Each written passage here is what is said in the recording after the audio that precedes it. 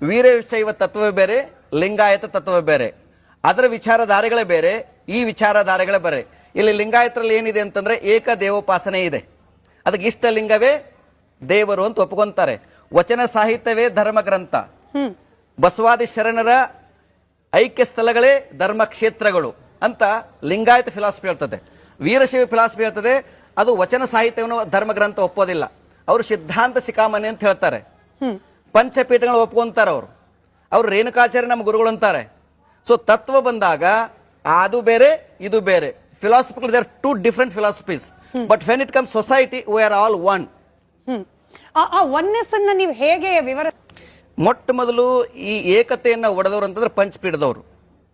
ಲಿಂಗಾಯತರ ಏಕತೆಯನ್ನ ಮೊಟ್ಟ ಮೊದಲು ಆ ಕೊಡ್ಲಿ ಏಟ್ ಕೊಟ್ಟವರು ಪಂಚಪೀಠದವರು.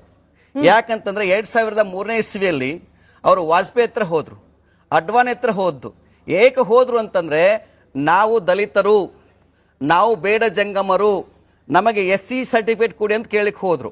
ಇಡೀ ಕರ್ನಾಟಕದಲ್ಲಿ ಅವರನ್ನ ಗುರು ಅಂತ ತಿಳ್ಕೊಂಡು ಪಲ್ಲಕ್ಕಿಲ್ ಹೊತ್ತುಕೊಂಡು ಅಡ್ಡ ಪಲ್ಲಕ್ಕಿನ ಮಾಡ್ತಾ ಇದ್ರು ನಮ್ಮೆಲ್ಲ ಭಕ್ತರು. ಲಕ್ಷಾಂತರ ಹಣವನ್ನು ಕೊಡ್ತಾ ಇದ್ರು, ಬೆಳ್ಳಿ ಬಂಗಾರ ಕೊಡ್ತಾ ಇದ್ರು. ಅಂತವ್ರು ಅಖಂಡ ಲಿಂಗಾಯತರಿಗೇನು ಮೀಸಲಾತಿ ಕೇಳಿಲ್ಲ, ಅವರು ರಿಸರ್ವೇಶನ್ ಕೇಳಿದ್ದಂತಂದ್ರೆ ನಾವು ಬೇಡ ಜಂಗಮರು. ಯಾರು ಬೇಡ ಜಂಗಮರು ಅಂತಂದ್ರೆ ಆಂಧ್ರ ಪ್ರದೇಶದಲ್ಲಿ ಮಾಂಸಾಹಾರಿಗಳವರೆಲ್ಲ, ಇಲಿಗಳನ್ನ ತಿನ್ನೋರು, ಹಂದಿಗಳನ್ನ ಮಾಂಸ ಸೇವನೆ ಮಾಡೋರು, ಅವರು ಬೇಡ ಜಂಗಮರು. ಅವರೇ ನಾವು ಶುರು ಮಾಡಿದಾರೆ ಇವರು.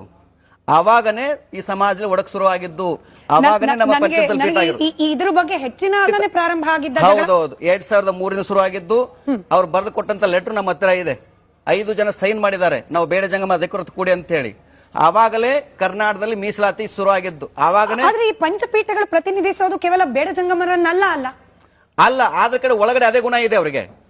ಅದನ್ನ ಪ್ರತಿನಿಧಿಸೋದು ಎಲ್ಲರೂ ಅಂತ ತಿಳ್ಕೊಂಡಿದ್ದೀವಿ ನಾವು ಕೂಡ. ಇವ್ರು ಎಲ್ಲರ ಗುರು ಅಂತ ತಿಳ್ಕೊಂಡಿದ್ದೀವಿ, ಅವ್ರು ಎಲ್ಲರ ಗುರು ಆಗ್ಲಿಲ್ಲ, ಸ್ವಜಾತಿ ಗುರುಗಳಾದ್ರು. ಹಾಗಾಗಿನೇ ಪ್ರತ್ಯೇಕ ಪಂಚಮಸಾಲಿಗಳ ಪೀಠ ಆಗ್ಲಿಕ್ಕೆ ಶುರು ಆಯ್ತು. ಇಲ್ಲ ಅಂತಂದ್ರೆ